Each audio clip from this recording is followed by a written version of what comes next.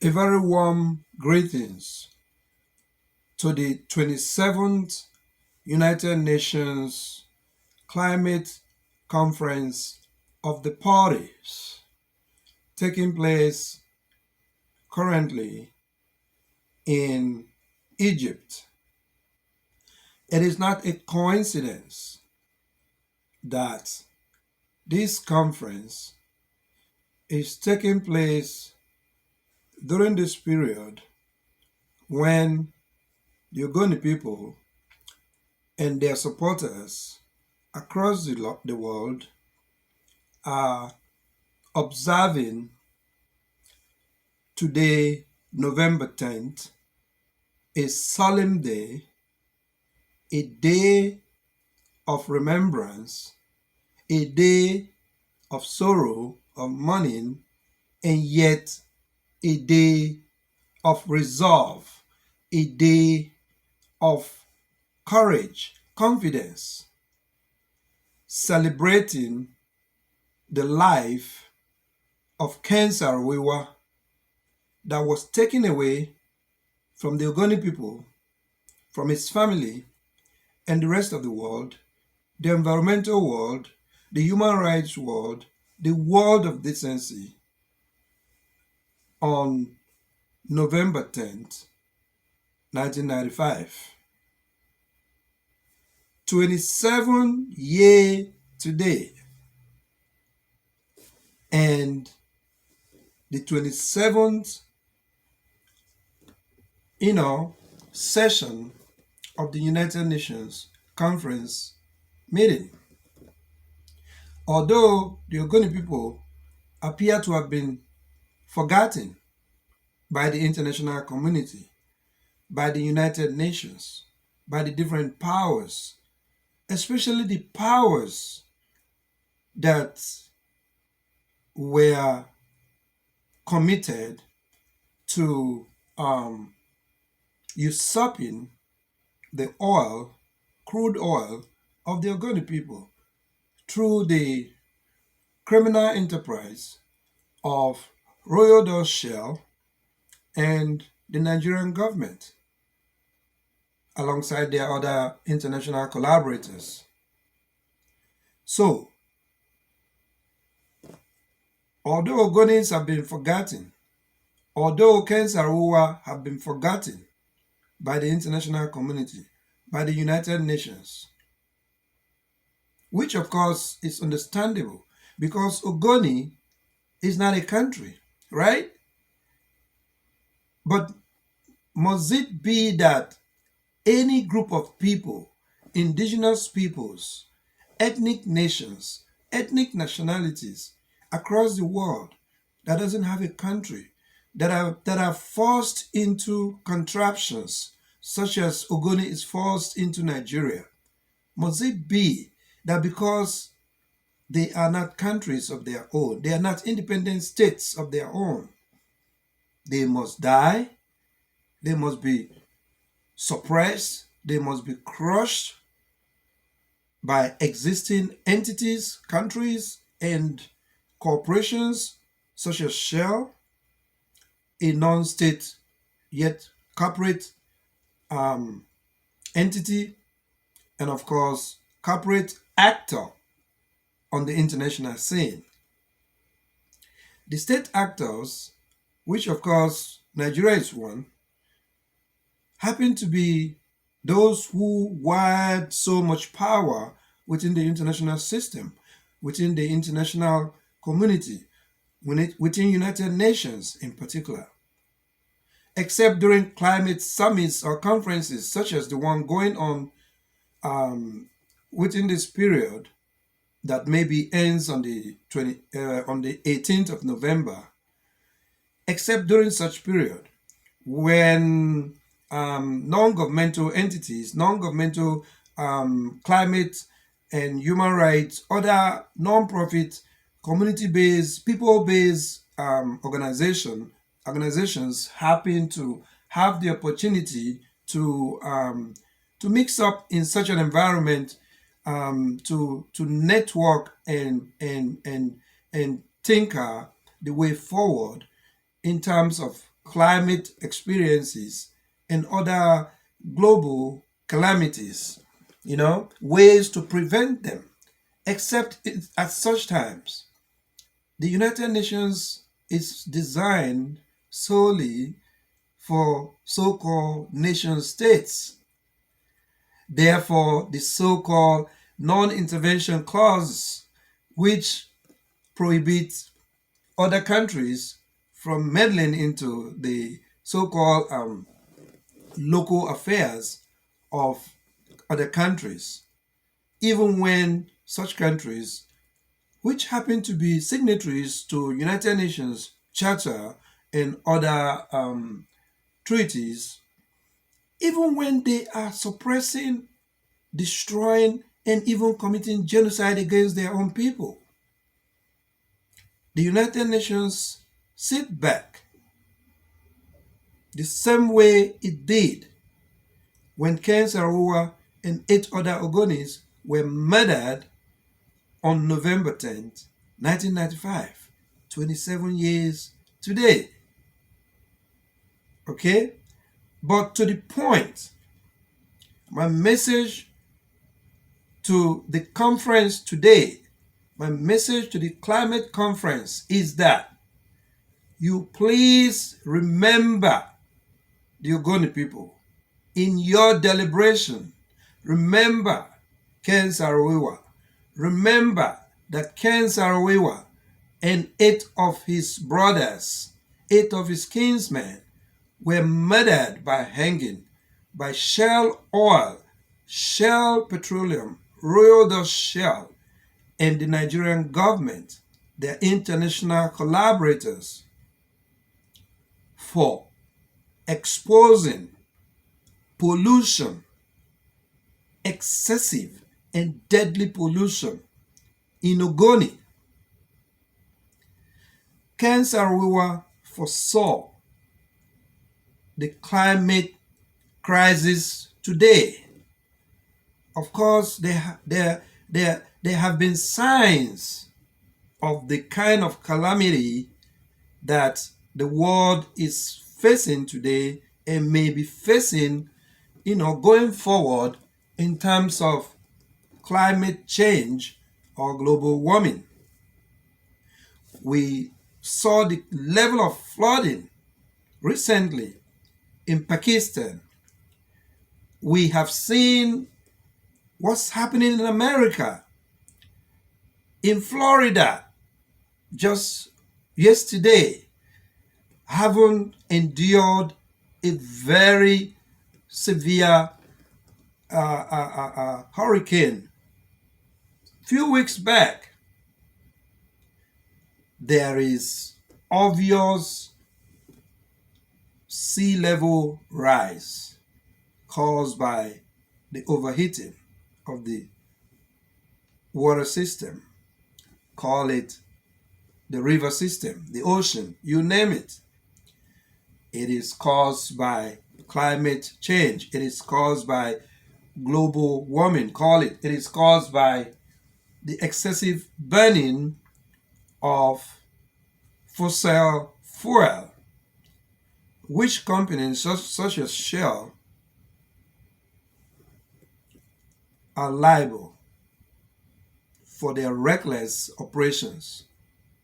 And then when a man of peace such as Ken Saro-Wiwa stood up to say, enough, can you guys change your ways? Can you guys consider the humanity of the Ogoni people? Can you guys consider the way you are overheating the environment and destroying the environment so recklessly? Because the Nigerian government, the Nigerian authority, they don't care. Even during that period, say 50 years back, or call it even 25 years back, the Nigerian government did not care. They didn't even know much about, the oil business, what was going on. All they were doing was to sit and collect the money. They were not even regulating the oil companies, even when the rules were on the books. They were only jubilating to the banks and to other places where they saved their money with money that Shell Oil and other oil companies bribed them with. They were just satisfied with that. Today, climate change that Ken Saro-Wiwa was complaining about and writing about, and he was killed for, the pollution he exposed in Ogoni, is more than obvious. We see flooding, severe flooding, deadly flooding in Nigeria and other parts of Africa. We've seen flooding around the world, not to talk of famine, not to talk of, hunger, and of course, not to talk of land scarcity, caused by this climate crisis, which of course is bringing about conflict, severe conflict, and migration. So this is not a one group thing. This is not an Ogoni thing. Of course, if anybody thought it was an Ogoni thing 20 years ago, it is obvious it is not an Ogoni thing. And like Martin Luther King once said, an injustice anywhere is a threat to justice everywhere.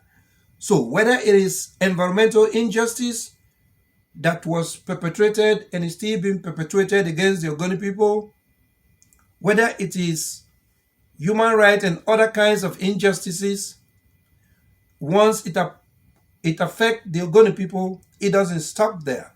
If nobody say anything or find a way to stop it, it spreads. It spreads. Of course, there have been climate issues around the world before the Ogoni people started their struggle in 1993. There was the Bhopal, India experience. There's been several other climate issues around the world. And so Ken Saro-Wiwa, based on his travels, based on his learning, based on his accumulation of information, his interest and his commitment to helping the Ogoni people have a better life, decide to take on the climate issues in Ogoni. Decide to complain about the reckless manner in which hydrocarbon was being explored and exploited in Ogoni and other parts of Niger Delta. So, to that conference, I say, please do not forget about the Ogoni people.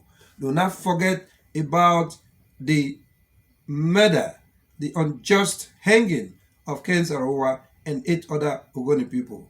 Take the Ogoni people into consideration in anything you are discussing. Find a way to reduce carbon.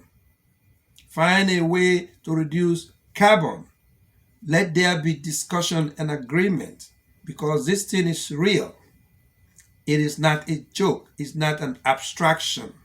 It is real. Okay? I mean, fossil gas or fuel would not be eliminated in one day. If we have to be realistic.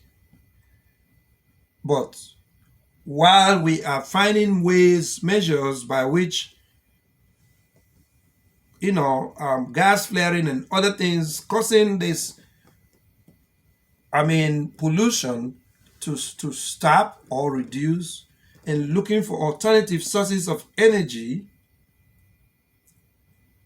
we have to understand that giving justice to the Ogoni people should be part of the equation.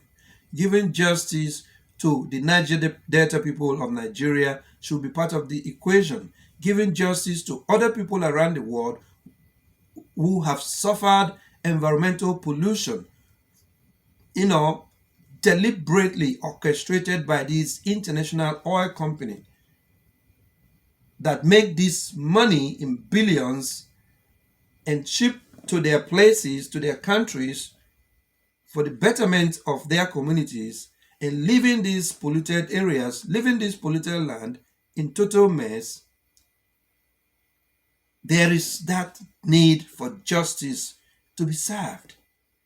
So, to the United Nations, to the climate discussion, I pray you consider the Ogoni people, consider the death of Ken Saro-Wiwa and his brothers. Let your actions speak to this unjust murder. Do not allow Ken Saro-Wiwa and 8 other innocent Ogoni people murdered by Shell Oil and the Nigerian government to go in vain. Of course, the United Nations discovery, the United Nations environmental program in Ogoni, it's obvious. The report vindicated the Ogoni people. And so it is now time to help the Ogoni people get justice, get environmental justice, get human right justice. I pray of you to think about resolving the Ogoni issue. You don't have to continue to sit back and watch while Ogoni people suffocate in the kind of pollution that they are forced by Shell Oil and the Nigerian government to endure. There is constant death. They bury people like crazy every time, every day in Ogoni. And these deaths are linked to the massive pollution because there is no alternative source of water. The Ogoni people drink the same polluted water. The air is polluted. And the pollution has not been remediated. Even the areas that may have been remediated have not been properly remediated because Shell Oil, being the criminal itself, is also the judge in its own case, sitting on the management board of so-called IPREP, the Nigerian agency that is managing the so-called cleanup that was supposed to be going on in Ogoni. The government and Shell, they have bypassed most of the safeguards, the recommendations by the United Nations. So there is need for Ogonis to get justice. There is need for every other group which has been victimized environmentally and otherwise to get justice. This November 10th, let it sit on your mind. Remember that it has been 27 years since Ken Saro-Wiwa and 8 others were murdered unjustly, and nothing has changed in Ogoni. Change is needed. You can help Ogoni succeed by helping to talk to the Nigerian government and talk to Shell Oil and the rest of the oil companies that are involved in this environmental catastrophe in Ogoni. Like I said earlier in one of my videos, to you Nigerian government and Shell Oil, it is not too late to make peace with the Ogoni people. It is not too late to allow the Ogoni people benefit from the fruits of their land. It is their right. They have right to self-determination, even within the context of Nigeria. So, I wish the conference good luck. Thank you very much, and happy November 10th. Ben Wulo Ikari.